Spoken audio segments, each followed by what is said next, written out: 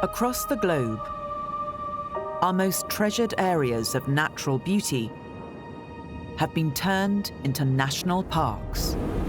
The view is just astonishing. It's just amazing. Rugged landscapes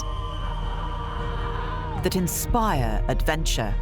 It absorbs you so much, it's an escapism.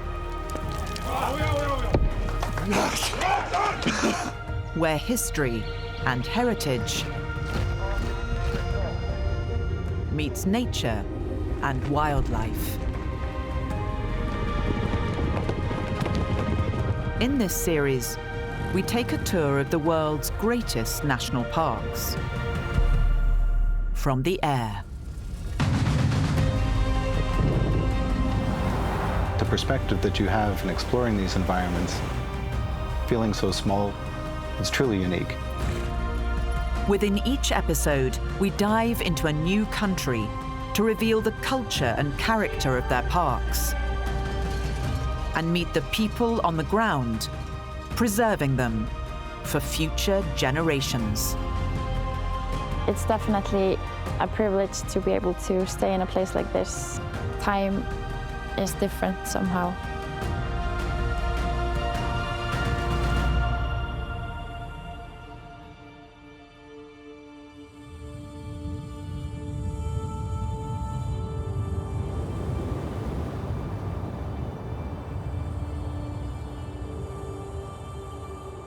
The Cairngorms National Park in Scotland.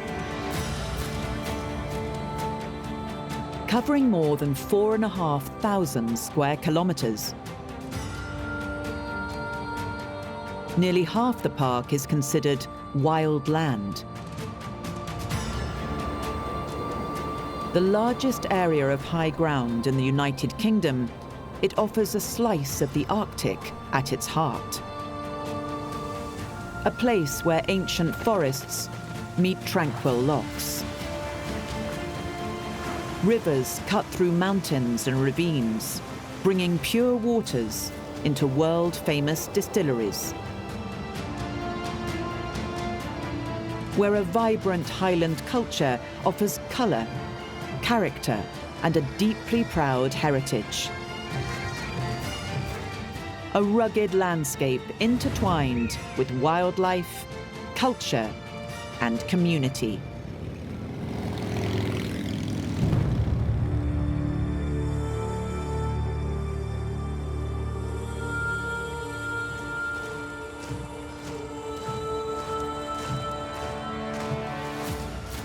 On the fourth Saturday of each August, the people of Strathdon in Aberdeenshire come together for a unique celebration.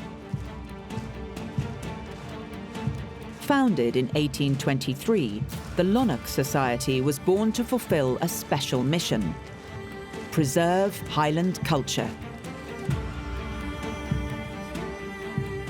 That culture can be seen on full show as hundreds of Lonach men set out on a 6-mile march across the eastern side of the park. Their final stop will host the Lonach Highland Games. On this, their 200-year anniversary, a special guest awaits. But first, a wee dram.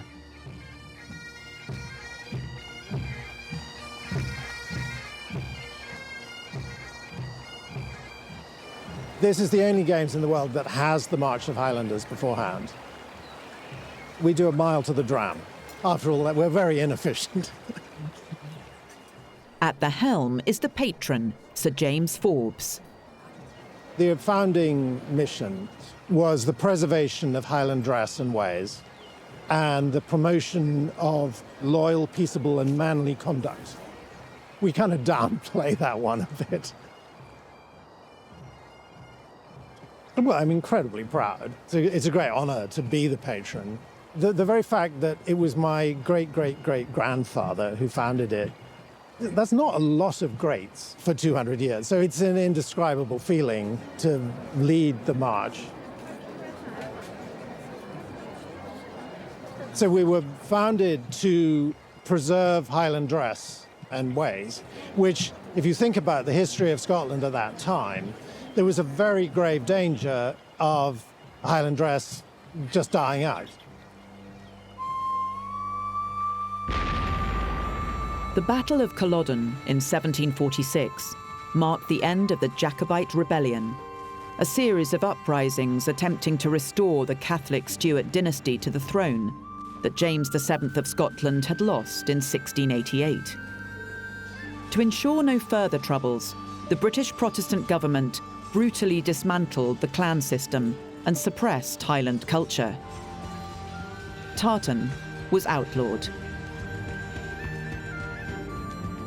But in 1822, George IV paid a high-profile visit to Edinburgh wearing a kilt, elevating it to high fashion. And it's become a global brand. Through our efforts and those of other like-minded people, the kilt is universally recognized as the symbol of Scotland.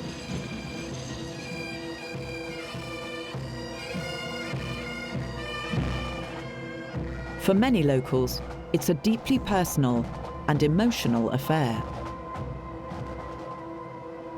I've been coming to Lonach my whole life. So yeah, probably 60 times.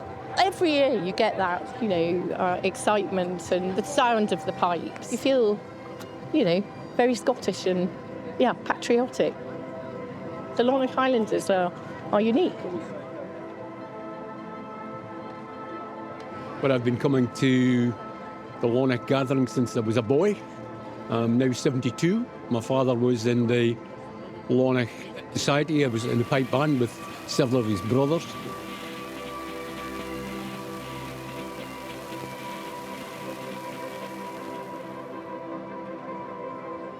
When you hear the Grand March and when the walkers come back, it's just the hairs in the back of your neck stand up.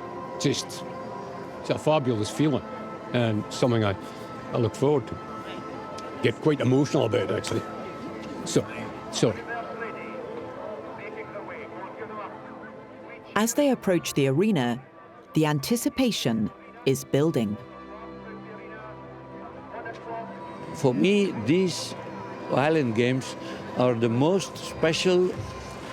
It is more than authentic.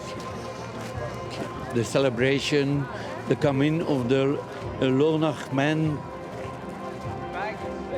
and the rain, of course. The rain of today is the whisky for tomorrow,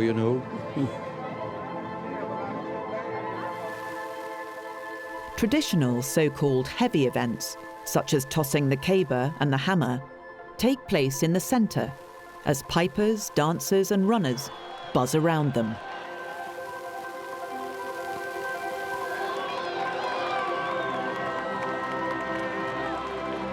I think we're very privileged this year because it appears that the King and Queen are going to be here for a flying visit, which is a big surprise to us. We didn't even know they were going to be here.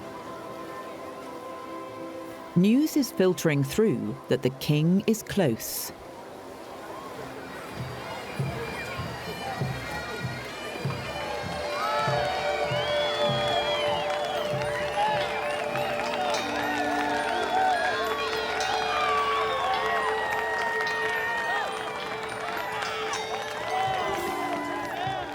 But even the King stands to attention for the arrival of the Lonach men.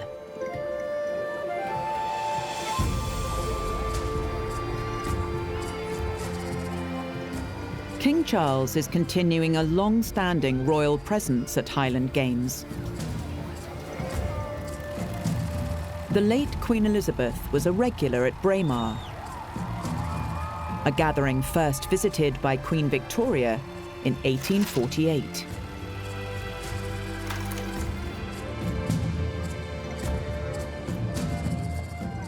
The march is the highlight of a traditional gathering that certainly shows no sign of dying out.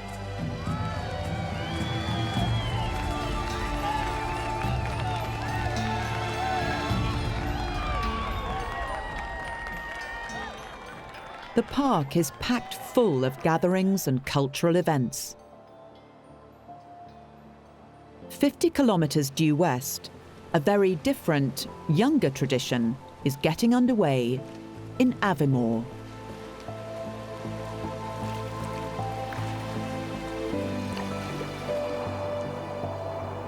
It's an area famed for its varied landscape, a magnet for thrill seekers, hikers,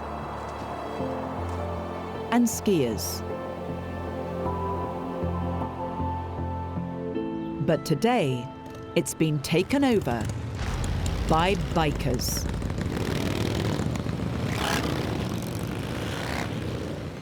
"3,000 of them have come from across the globe for the biggest Harley-Davidson rally in Europe, Thunder in the Glens." The excitement in me grows every year. Stuart Willocks is a regular and believes there's no better way to enjoy the Cairngorms.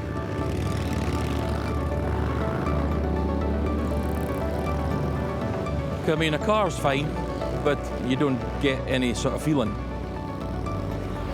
When you're on a bike, you're getting all the smells. You smell grass, you know, you get the smell of the heather. Sometimes when the sun comes out and it's been a bit moist, you see the smoke coming off the roads, and it's just fantastic. Stuart's journey takes him through Carbridge. The original crossing is the Highland's oldest stone bridge. Over moorlands,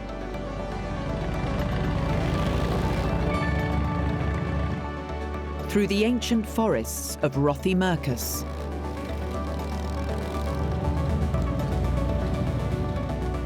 alongside lochs, and the highest leg of the journey winding up towards the Cairngorm mountain. And start going up the mountain, you start to feel the temperature dip. You go further up, you can sometimes go through the cloud layer, and then at the top you get a different view altogether, being up the top of the Cairngorm.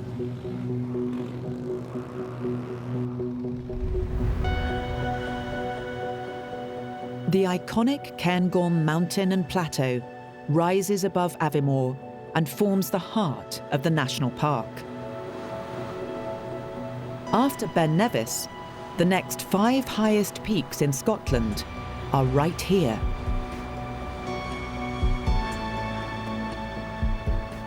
The largest area of high ground in the UK, Arctic birds and reindeer thrive, and it's home to 1/4 of the country's rare or endangered species. A unique environment that was vividly portrayed by a pioneering and beloved writer.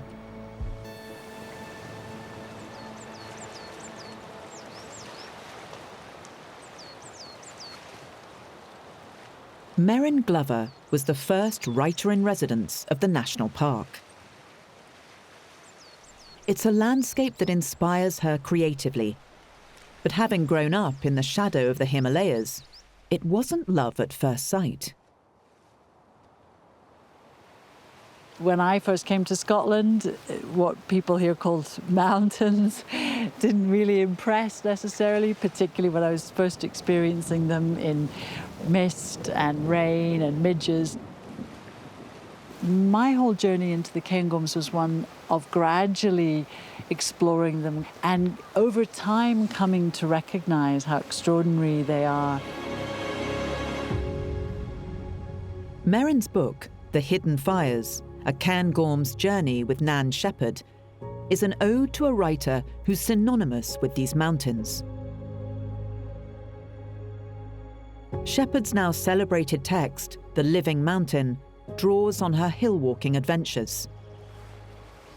And it's a voyage of discovery that began here at Loch Ellen. It was in her early 20s when she took this walk on an October day when it was brilliant cold and snowy on the tops. And she was absolutely ecstatic with what she saw, this absolutely beautiful snow-white plateau just gleaming, the blue sky, the shine of it, and it had her leaping and whooping for joy. And then she said from that moment she was thrilled for life to the Cairngorms.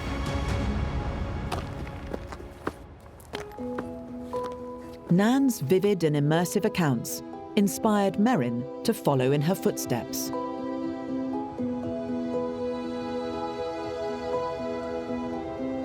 As Nan Shepherd said, it's not necessarily that the summits are spectacular, because it's this sort of almost undulating carpet across the hills, but it's the ravines and the chasms and the cliffs. There's these waterfalls and there's these corries and there's these really high pools, all these places that you don't know anything about until you're right there. And so that's why, for me, the hidden fires that Nan Shepherd talks about in her book in different ways are what the Cairngorms came to mean for me, this place of hidden wonders and glory, which is only revealed gradually as you give yourself to the hills. The Gaelic name for this range roughly translates as the Red Mountain Land. The name was inspired by the pink granite that was left shattered and exposed at the end of the Ice Age. So a lot of Gaelic place names are about colour. They reflect the different colours that you get on these hills in different light and different times of year. Nan Shepherd says that summer on the high plateau can be delectable as honey, can also be a roaring scourge. It's often described as this small slice of the Arctic landed here in the Highlands of Scotland.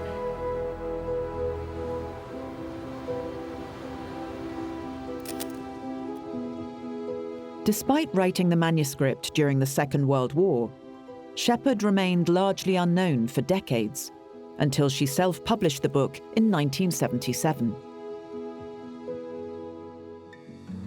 She added a foreword, drawing attention to the changes she witnessed in the intervening years. And she said that 30 years in the life of a mountain is nothing, just the flicker of an eyelid. But on the surface of it, many things had changed. And one of those things was the ski infrastructure. And she talked about there being too many boots, too much commotion, yet how much uplift for so many hearts. And so she recognized in that one of the real ongoing dilemmas for a place like this, that it's so good to be able to give access to people to enjoy this very special place. But at the same time, that threatens an extremely fragile and precious environment. With around 2 million tourists each year, and snow cover rapidly decreasing on the mountains, it's a delicate balancing act for the park authority.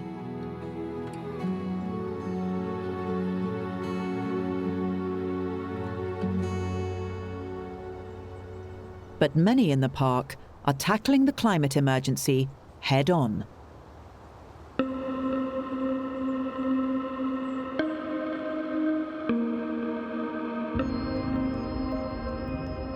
The Abernethy Nature Reserve covers nearly 130 square kilometres, stretching out northwards from the mountain plateau. This land was once densely packed with ancient Caledonian pine. But now just 1% of the country's original pine forest remains. In the Highlands, this is predominantly down to the overpopulation of deer, and in large part due to a royal couple's love affair with this landscape. Victoria and Albert enjoyed their first Highland holiday in 1842 and purchased the Balmoral estate 6 years later.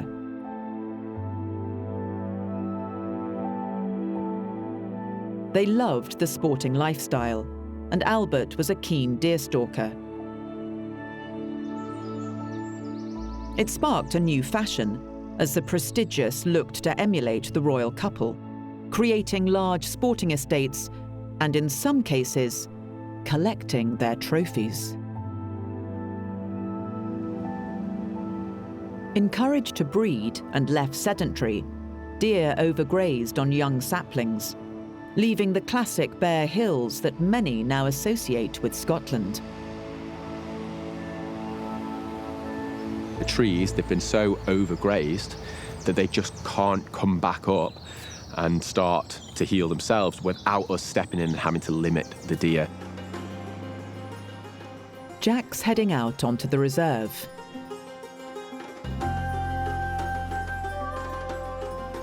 With apprentice Florence and trusty sidekick, Rua.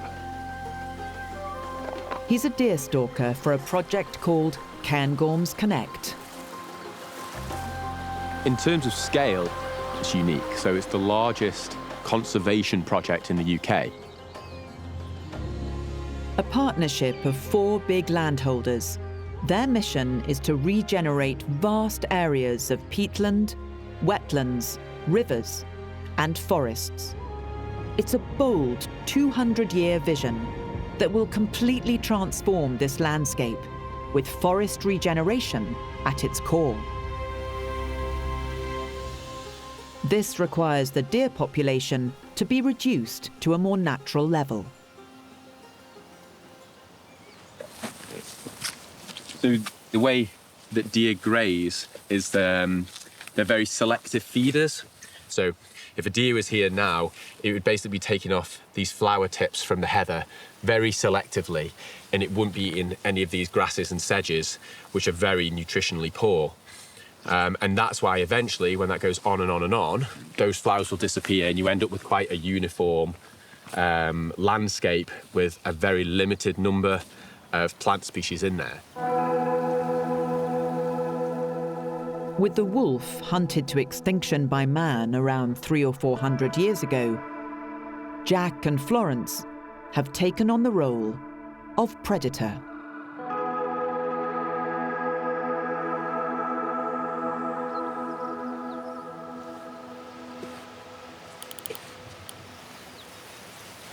So we've seen a roe. It's probably about 800 metres away at the moment. We've got no cover, and it's just very open ground. A deer's chief sense is its nose, just like the dog. Like ours is our eyes, theirs is the nose. If we go upwind of it, it'll just carry our scent, and a deer then won't mistake it.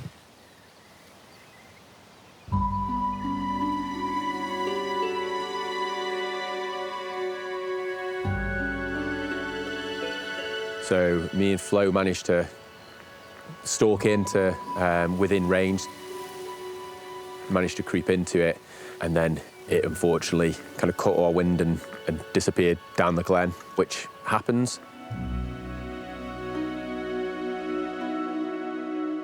You don't have to shoot every deer to have a good impact, and actually we need the deer in the landscape. They're great engineers of the woodland as long as they're behaving naturally. In this landscape, where they are predated regularly, they're very mobile, they're very transient. They'll nibble some of the trees, but then they'll be gone, so that tree can then rest and recover. In areas where this regeneration has had longer to bed in, the results are already staggering. And this is all expanding. You can see the mature forest in the background, all because of deer management. So none of this has been planted.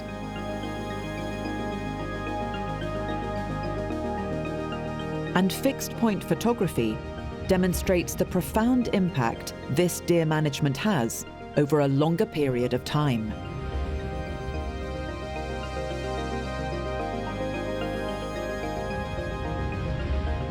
This draws huge amounts of carbon out of the atmosphere, creates cleaner rivers and waterways, and can help reduce flooding. It also attracts numerous species of animal. Actually, right now as we're talking, there's a crested tit calling right at the top of this little pine tree here. Now, if these trees weren't here, these crested tits wouldn't be here. It's proving an excellent habitat for black grouse and capercaillie. And data has shown that the deer themselves live healthier lives. While so-called rewilding has polarised communities, Jack is keen to stress that it's a collaborative effort. We know in this restored landscape, we have created jobs, and we really want to involve communities in its management and in its future. And it's quite important that it is ongoing, and hopefully there'll be generations of people, young people coming through, which will continue the work.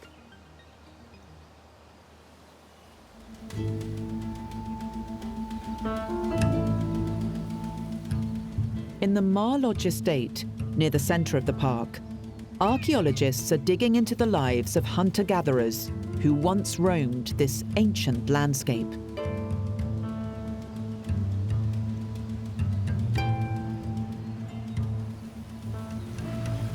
At Score and Owen, deep in the mountains of Glen Dee, Graham and his team are investigating the latest site, providing a snapshot of life around 8,000 years ago.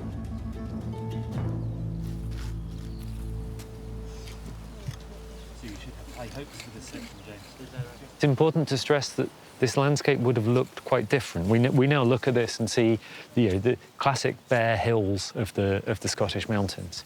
At the time, this was forested.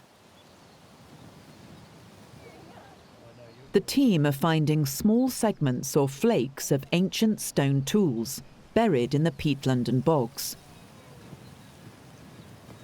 This stuff is absolutely fresh. It's still really, really sharp. This is another one. This is quite a large blade or flake, so originally maybe that kind of size overall. What seems to have happened here is they stopped here for presumably quite a short period of time, and they made some stone tools. These are known as microliths. Typically fixed to a shaft and used as a cutting tool or projectile, they're characteristic of the Mesolithic period, approximately 9,000 to 4,000 BC. Deborah has just found this small little flint. That one will go into a finds bag, then we'll get them back into the lab where they'll be classified, take a sample of them for functional analysis. Functional analysis involves looking through microscopes at the working edges of tools. Modern-day experiments reveal distinctive patterns of damage when blades are used for a specific task. Those patterns are then compared with the archaeological finds to determine what that tool was used for. That will enable them to build on evidence found at another nearby dig site, where broken projectiles were found scattered around a tent. And within that shelter, they found different areas had been used for different tasks, such as working with animals or plants. The tent is small, could probably only hold maybe 2 people, maybe 3 at a really cozy push. But this sense of a little snapshot from 8,200 years ago. Evidence points to these roving hunters returning to these sites repeatedly over thousands of years. So Graham is excited by what their latest finds could add to this already intimate scene. They probably had a meal. Perhaps they had to repair an item of clothing. The functional analysis might allow us to actually identify other aspects of, again, a night or two, perhaps 8,000 years ago, perhaps 9,000 years ago. And that's a wonderful thing to be able to capture and to reconstruct. This is a really, really important part of the heritage of these mountain landscapes.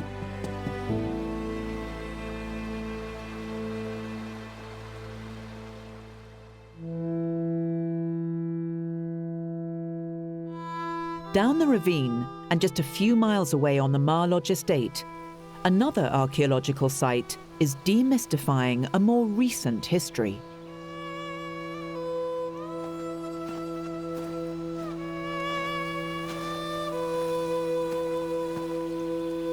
So every time I come here, I have to check where it is, because it's pretty well hidden. It's not the easiest thing to find. Derek is Head of Archaeology at National Trust for Scotland.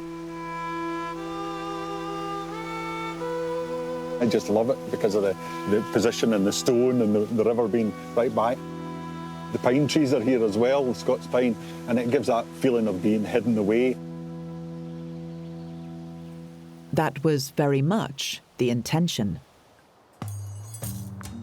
Derek leads a project called Pioneering Spirit, a nationwide hunt for sites once used in the production of illegal whisky. So that would be the external wall here. And then what you would have had is a sloping roof, and it would have fitted nicely against that there. And you cover that in heather and bracken and all that sort of thing, and you would never see it from over that side. And you wouldn't see it from above. The earliest written record of distilling in Scotland is in the 1494 Exchequer Rolls, with taxes imposed from 1644. And as soon as the government sees that you can make money in it, they tax it. And as soon as they tax it, that drives it underground. This caused a spike in illicit still construction. Excisemen would seek them out, ready to raze them to the ground and hand in perpetrators to be fined or even imprisoned. The most famous of these was Scotland's very own bard, the iconic poet Robert Burns. The location of the covert stills was all important, and one thing they always needed was fresh water. And what's really good about the whisky making of this part of the world and what makes it famous is the water quality is so good. Because it's falling on the mountains, it's being drained and strained almost. It percolates through all the rock and the peat. Of course, what the excisemen would be doing would be walking along, coming up the burn lines and looking for these sort of places. Just as excisemen tracked rivers and streams, so too does Derek. From the air.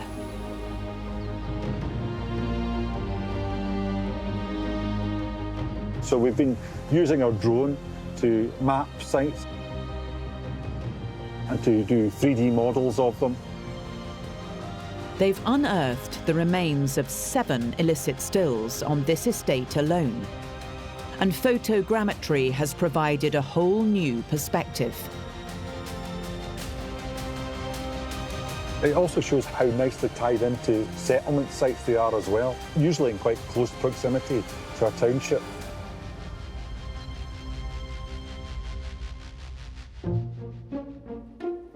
Communities work together to convert year-round barley harvests into whisky.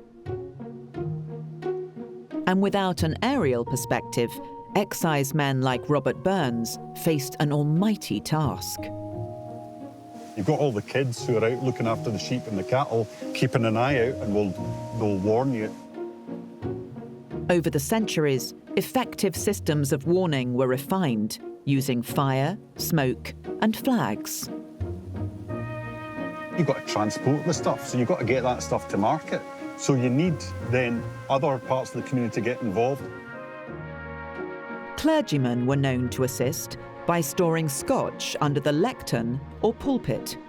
There are even records of phony funeral processions with whisky-lined coffins. Excisemen were incentivized. The more convictions, the more pay they got. But there was a catch. Well, the magistrates that were sitting on the prosecution benches were the landowners receiving the rents, either in whisky or in cash from the profits of the whisky making. So often they turned a blind eye to it. By the 1820s, an estimated 14,000 illicit stills were being destroyed or confiscated each year. Yet more than half of all the whisky consumed was bypassing the taxman. When George IV comes to Edinburgh in 1822, he actually asks for a bottle of Glenlivet. The quality must have been pretty good for the king at the time to turn a blind eye to the fact that it was illegal. The following year, the 1823 Excise Act effectively ends the illegal trade. Glenlivet, which partners the Pioneering Spirit project, was officially founded the following year, making it the oldest legal distillery in Scotland.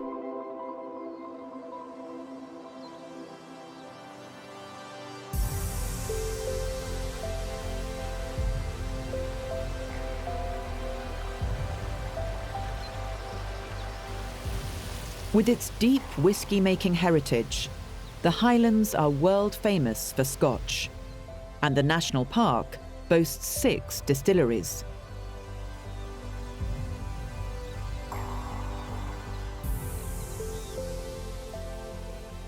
The Speyside distillery is a converted 18th century mill, restored by hand using local stone, Cairngorm pink granite. And it's a building treasured by owner John Harvey McDonough.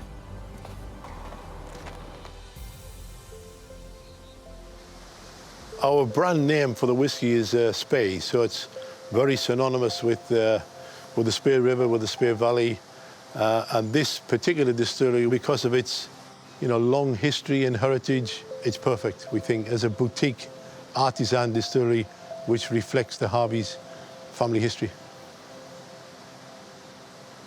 So John and Robert Harvey started what was described as a distilling dynasty in 1770.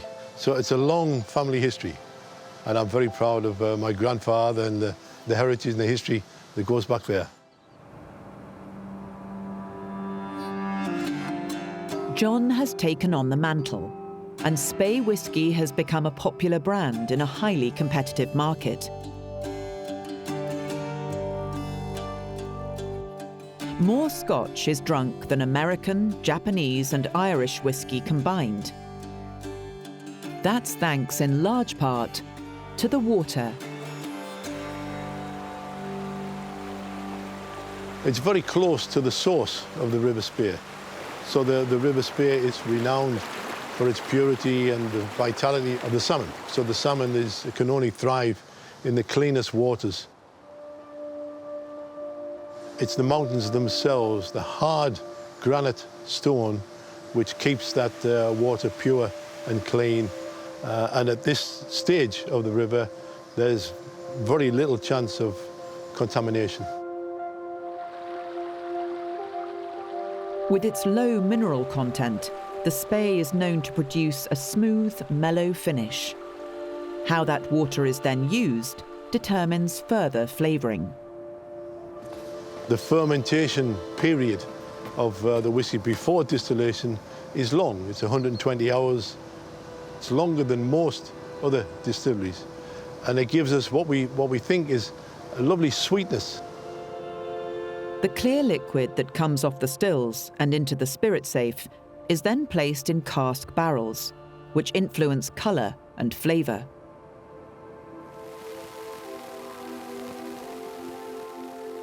Built on centuries of know-how, whether produced legally or underground, Scotch is a global brand more than 500 years in the making. 53 bottles are shipped abroad every single second. And in 2022, exports surpassed £6 billion.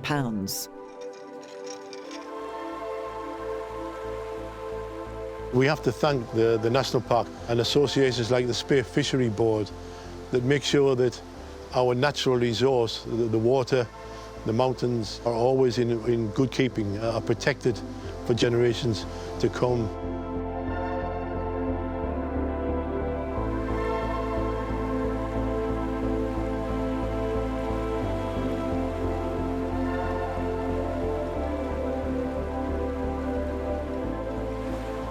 The Spey is the fastest flowing river in Scotland. Near the northern edge of the park, it courses through the Old Spey Bridge, a military crossing built in 1754. For folk musician Hamish, it provides an inspirational backyard. This place means a lot to me. I used to come down here as a child and play in the wee beaches, and I learned to swim underneath the bridge there.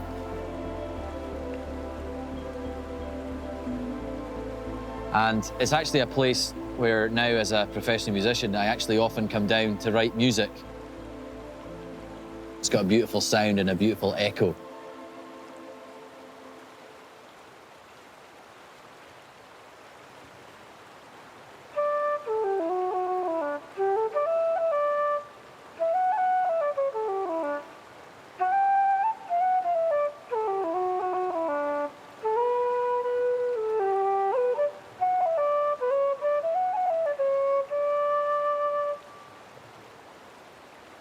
And I'm surrounded by all this wonderful wildlife and this amazing energy of the river. It's a really inspiring place to come and just diddle tunes to myself and come up with those sort of tune seeds, as I would call them, just the very beginnings of a composition. In 2016, Hamish was commissioned to write a new album. He looked no further than his back garden, and the resulting album was simply called The River.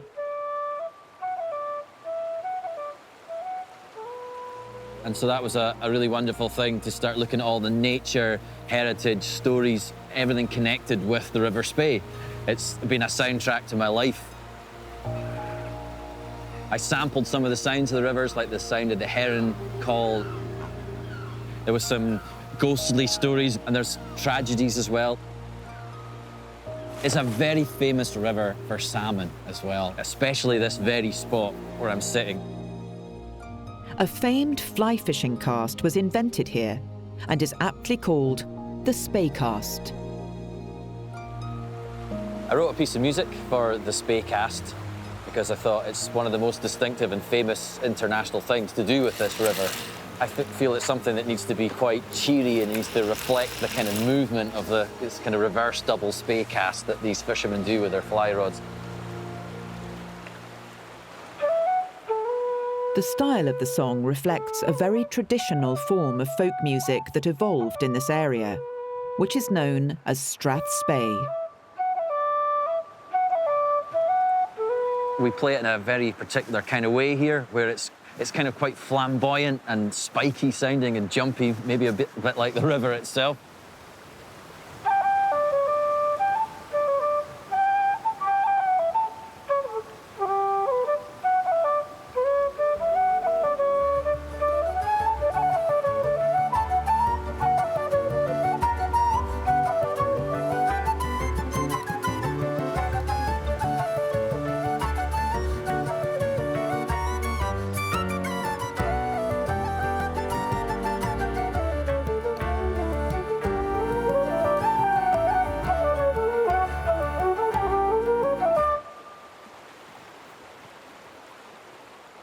There's a big revival in Scottish folk music, and I feel very lucky and fortunate to be part of it. And I feel that keeping these strathspeys going and writing new ones helps to keep the tradition alive, so it's a living tradition. It's part of a wider folk revival that extends well beyond music.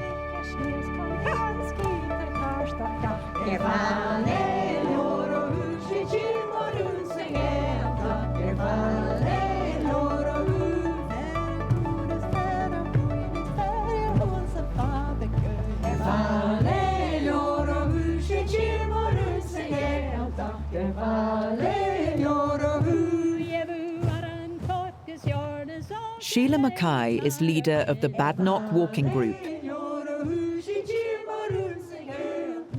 But this isn't walking as you might know it. It refers to the bygone art of turning cloth into tweed. It had to be put through a certain process to render it windproof and waterproof. It would have been washed first, then brought really soaking wet to a table, thumped relentlessly, and the heat from the friction shrunk the cloth. If you have a woolly jumper and you put it at a 90-degree wash, it's going to come out a lot smaller. So it's the same idea.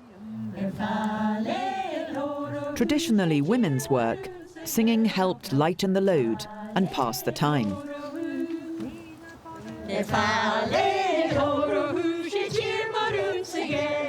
The singing also kind of helped the rhythm, because when the cloth was very, very wet, your first few songs were very slow.